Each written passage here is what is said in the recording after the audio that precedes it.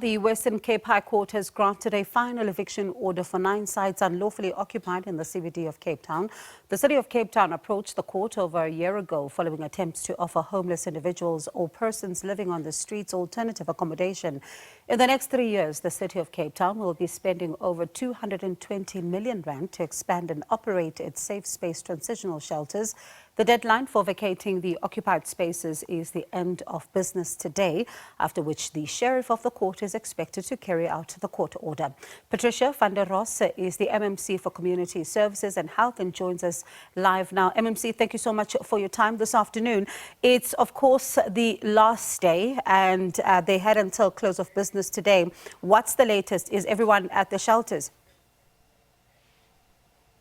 Not as yet. Good afternoon. Thanks for the invitation. Not as yet. Everybody is not at their respective shelters or the shelters of choice. But what I can say is that there are 3 safe spaces that is currently awaiting these residents to come and join us in the city of Cape Town, coming off those identified sites.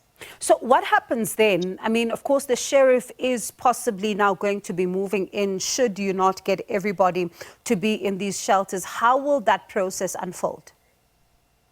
I think it's important to know that it's not only the sheriff that will be going out there, but our street people engaged will be going out there and just reminding those residents or those homelessness people on the street, living on the street, or the rough sleeper, whichever way we want to call it, that there is an option for them to go to whichever safe space they choose to go, and obviously telling them what's on the table for them. I mean, we provide a bed space as well as a meal every day. The facility has a checkpoint that does a personal development engagement session to see if you need a social worker, if you need to get hold of a clinic, if we need to go through a development program.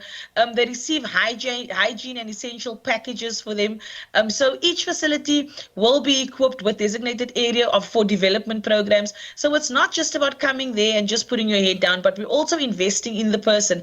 And I think that is the one thing that's the fear out there, that we're going to be put in a place, but there's not going to be anything else. But it's not that way. We really have stuff on for offer. We're interested in the person's development and ultimately in reintegration for that particular person. I suppose for some, it's also a question of how long they get to stay. Yes, it is. Some people have the fear of moving. That is a genuine fear, and also the likelihood of them moving out of the space where they're comfortable in. So the city of Cape Town has now got the Ebenezer safe space as well, which is in the vicinity of Greenpoint, but it's also in walking distance of where they are comfortable. So it's not saying that you will be removed and you're not allowed anywhere else anymore. You can still go out during the day and do what you feel you need to do, and then come back the afternoon and be part of that development program. And ultimately, we're looking at we still have that collaboration with the PEP project, where we also provide employment through our NGOs. So we do have that, and it doesn't mean that when you're in the safe space, you're going to be bound there. And also, when you're not ready to leave after a certain time, you speak to the social worker, and that particular time gets extended, or you will be transferred to a shelter space. Because the safe space ultimately is the first step into getting your development, and then from there you transition into a second phase, which is the shelter space, which is a longer term.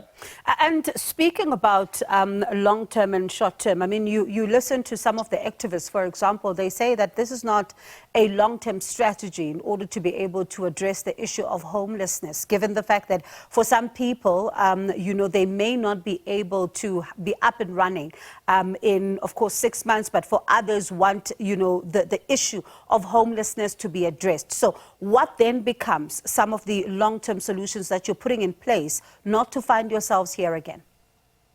We are looking at expanding the safe space module, but expanding it in such a way that the people or the NGOs and the NPOs, that is the experts in the space, to have them run the safe spaces. Ultimately, most people that we engage with says that it's a housing first approach that we need to take. But in taking that housing first approach, we need to make sure that the individual is competent and confident enough to be able to look after their own space. They must be able to sustain their own space. And in a couple of years, they shouldn't be selling off their space and landing back on the streets again. So we are doing it the other way around, where we have a personal development program. Make sure you are equipped and competent and confident enough to look after yourself and put yourself first and understand how valuable you are to yourself in order to sustain yourself, and then go out there and take the next step.